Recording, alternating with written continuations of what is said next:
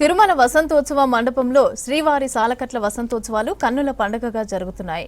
ఉత్సవాలలో భాగంగా రెండో రోజు బంగారు రథంపై తిరుమాడ వీధులలో భక్తులకు దర్శనమిచ్చారు మలయప్ప స్వామివారు. అడుగడుగునా స్వామివారికి కర్పూర నీరాజనం సమర్పించి మొక్కులు తీర్చుకున్నారు భక్తులు. ఆ తర్వాత వసంత మండపంలో అర్చకులు వసంతోత్సవాన్ని నిర్వహిస్తారు.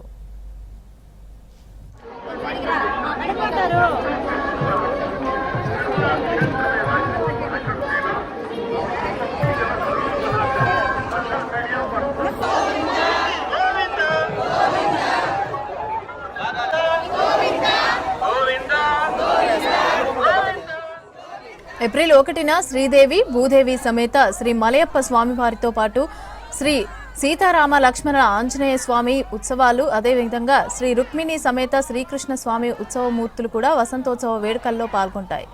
ఇక తిరిగి సాయంకాలానికి ఆలయానికి చేరుకుంటారు.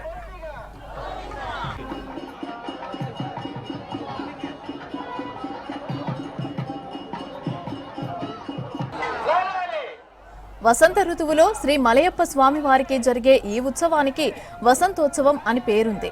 ఎండ వేడి నుంచి స్వామివారు ఉపశమనం పొందేందుకు జరిపే ఉత్సవం కావడంతో దీన్ని ఉపశమనోత్సవం అని కూడా పిలుస్తారు.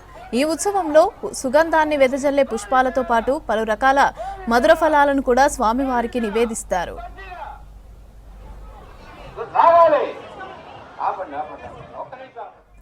ఈ వేడుకల కోసం వట్టివేరుతో ఆకర్షణీయంగా మండపాన్ని రూపొందించారు. వేలాడే కోతులు, ఏనుగులు, సింహాలు, పులులు, నెమళ్లు, పాములు తదితర జంతువులు, పలు రకాల చెట్ల ప్రతిరూపాలతో శేషాచల అడవిని తలపించేలాగా ఈ మండపాన్ని తీర్చిదిద్దారు. వసంతోత్సవాల కారణంగా తిరుమల శ్రీవారి ఆలయంలో ఏప్రిల్ 1 వరకు 3 రోజుల పాటు కళ్యాణోత్సవం, ఊంజల్ సేవ, ఆర్జిత బ్రహ్మోత్సవం, సహస్ర దీపాలంకరణ సేవలను రద్దు చేశారు. ఇవాళ అష్టదళ పాద పద్మారాధన సేవను రద్దు చేసింది.